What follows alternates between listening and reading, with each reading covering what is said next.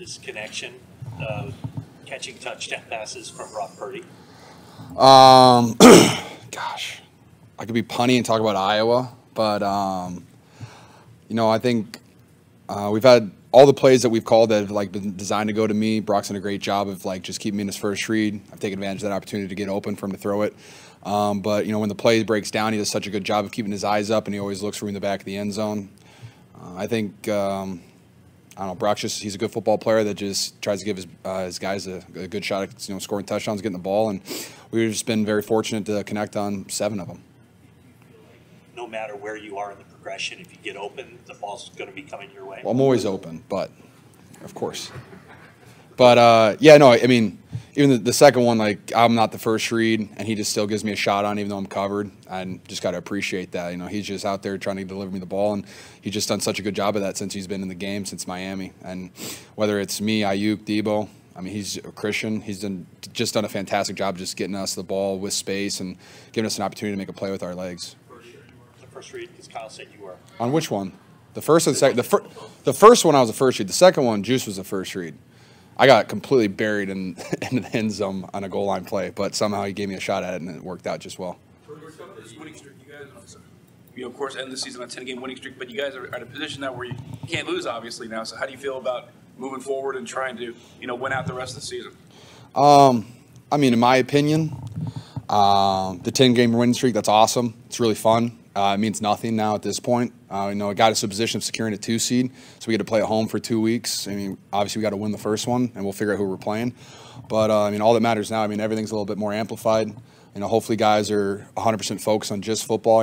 Extracurricular activities are kind of just pushed to the side, whether it's friends, family, whatever it is. If you want to go to restaurants and stuff, we just hunker down and focus on these next 4 or 5 weeks, whatever it is. And I think that I think Fred kind of touched on that too. It's just we just got to dial it in and just appreciate this moment that we're in, because I mean, I went 0-9. We finished kind of strong. Didn't make the playoffs. Went 4-12 my second year. Had a Super Bowl run. Didn't win. 2020 we thought we were great.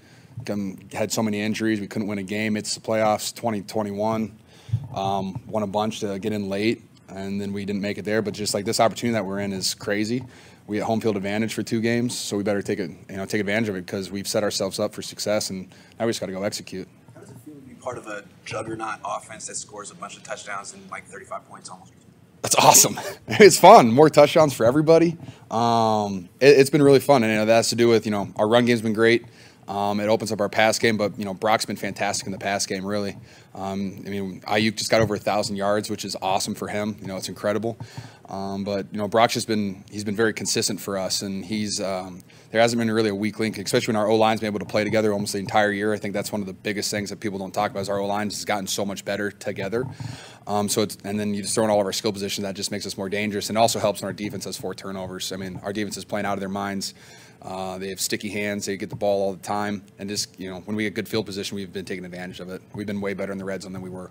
A while ago, Purdy started off by saying that, talking about the slow start offensively today. We definitely had a slow start. It wasn't very fun.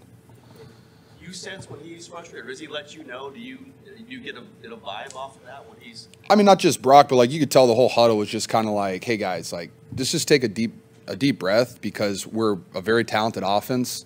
They have a lot of injuries. This shouldn't be a grinder of a game. We should be able to go in there and execute. And maybe that was one of our things. We weren't executing well. We had a couple penalties. We had a couple, MAs, and it just kind of put us in a weird position. And again, our defense helped us out early on. They kind of bailed us out, and our offense finally got clicking. And unfortunately, that's not going to be able to be the case moving forward in the playoffs. Everybody we're going to be playing is ready to roll, and they're going to they're going to give us their best shot. And I just hope that, and I know that we will be ready, and we're going to give everybody our best shot. And I assume that, I know that our best shot is better than anyone else's. George, the winning streak notwithstanding, do you feel like there's another level that this team can get to, and if so, how do you get there? I mean, if you just go back and watch the beginning of the game, I mean, they score on a double pass, and they go up. Our offense responds, and after that, it was like 3 and out, 3 and out, 3 and out, 3 and out, and we're not going to be able to do that. So, obviously, there's room for us to get better at every position. I don't think I played my best in some situations, But once we got rolling, then you could feel that, and you could feel the mojo, the swagger of the offense just kind of take off. But we just had to be able to, hey, first snap and go. And we did that. First drive we came out, we went down and scored in like 6 plays, I think. But we just got to continue that success. Our defense, when they set us up on the 40-yard line, like we have to go get points. We can't punt, and we won't be able to do that in the playoffs. So there's definitely stuff for us to get better at. We're going to watch the film hard, but we're just really looking forward to whoever we're playing next. And I know that our team will come back and get better from that too. How was it to get to play that game in front of your grandma Lucky? That was awesome. You kidding me? First NFL game for my grandma, 100 years old on Friday. Stadium sings happy birthday to her, so shout out to Levi Stadium. Faithful are fantastic. Really fun. Just being able to see her, I don't get to see her too often. She's back in Iowa, but to get her out here to enjoy a game and then score for her, and she gets one of those footballs, it's going to be really special, and I know my mom had a great time too. My best advice my grandma gave me?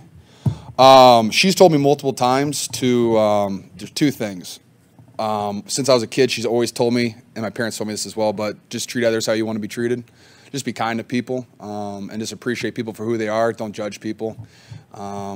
And just appreciate every single person for what they bring to the table. That, and just be present in all situations, because moments come and go, and you don't want to just be aloof and not realize how special a moment is.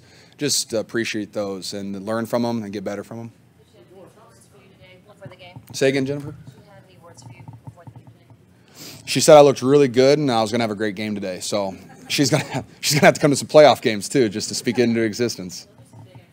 I know. She's like, you're going to have a great game. Thanks, Grandma. Grandma Lucky. How gratifying is it to get 2 touchdowns right before the playoffs and be in the position where you guys are now, being what happened in Chicago at the beginning of the season, that fiasco, and then how you had a slow start? I think our team we're a completely different team than we were week 1, week 2, week 3, week 4. We got on a hot streak, and then we've just been able to get better and get better. Good thing our defense has been fantastic throughout the entire year. And they've kept us in every game. But, our defense, our offense has just gotten better, whether it's the skill positions, Debo Ayuk, we're getting better on routes, me getting better on routes. Adding Christian McCaffrey into your offense helps a lot too. Getting Elijah Mitchell back is really helpful. Our running backs are running downhill. Our O-line's playing at a super high level, and we're getting a lot better. And 2 touchdowns, it's awesome. It's super fun. Love scoring touchdowns. Just got to continue that success going into the playoffs, and just that's when each touchdown, each catch really, really matters, because every play could be a game changer. Say again? JJ Watt, your thoughts on his career? Oh, his career, shoot. When was he a rookie? Like 2010? Sorry, yeah, 2010, 2011.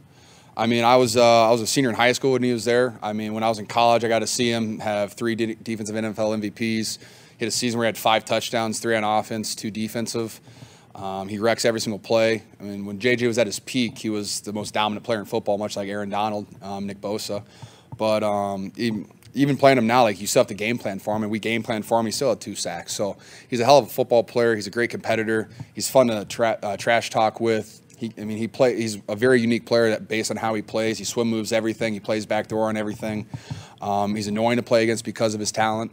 But for him to get, congratulations on his fantastic career. I know he's going to do fantastic things outside of football, but he's a hell of a football player, and the game will definitely miss him. That what Purdy's doing has just become kind of commonplace, and like, we just don't. He's Mr. Irrelevant, and everyone feels confident you guys can win a Super Bowl with him. Does it feel like that to you? Like, I don't know. This has just now become normal, and maybe it should be even a bigger story. Whenever Brock came in against the Dolphins and he just took cover 0 to the face and delivered, you kind of knew that you had a guy in you. That's a very difficult thing to do as a rookie quarterback. And then guys will say he's Mr. Irrelevant, but he's a really good quarterback. He's made great throws. He's been super smart with the football. I think out of his 3 interceptions, I think that's all he has, right? 3 interceptions. 1 was basically a punt, and then the other 1 was a drop that turned into a pick, and then he threw a jump ball to me that I didn't get. So, like, he's super smart with the football. He doesn't turn the ball over. He's super quick, gets out of a lot of rushes, and like I said, he keeps his eyes up on every single play. He's always ready to deliver. But ever since the Dolphins game, we've just been like, all right, Brock, like, just be you. You don't, like, I don't need some superstar, athletic player like that, but, like, just be you, and that's all he's done. And yeah, he has made some crazy plays, and like I said, he's super smart with the football. He doesn't do dumb stuff, and And also, like, you can just see his hunger, too. Like, he's disappointed with some of the plays he made today. He was talking about it after the game, and he's like, I want to be better so we win. And I'm like, well, you've done a great job of winning, so let's just keep getting better, and we'll just keep winning. And you just got to love a guy like that. And, again, one thing you love is when a quarterback comes in the huddle and you can sense his confidence, that it raises the level of play of everybody in the huddle. And when he's confident and you can see him come into that huddle and he owns the huddle with his voice, or, like, he gets your attention, whether it's a walkthrough, whether it's a practice, whether it's a game, and that not everybody has that. And for a rookie quarterback to come in and do that right away, you just believe in him a little bit more. And then all he's done is show how good he is on tape. And he's been fantastic. He's been a hell of a rookie for us. This is your fourth question, so $25 a question. I don't know if you follow what's going on around the league, but in 6 games, do you think he's done enough to warrant being in that conversation for Offensive Rookie of the Year? I don't know how he's not. I mean, he hasn't lost. He's put up great numbers. He doesn't have very many turnovers. He has touchdowns. He has passing yards. And he's on a hot streak. So I think Brock should 100% be in that conversation. I know other guys played the entire season, but for a rookie quarterback to come in and play the way that he has, that's pretty special. And I don't really know anyone else that has played at the level he's played at. Thanks, guys.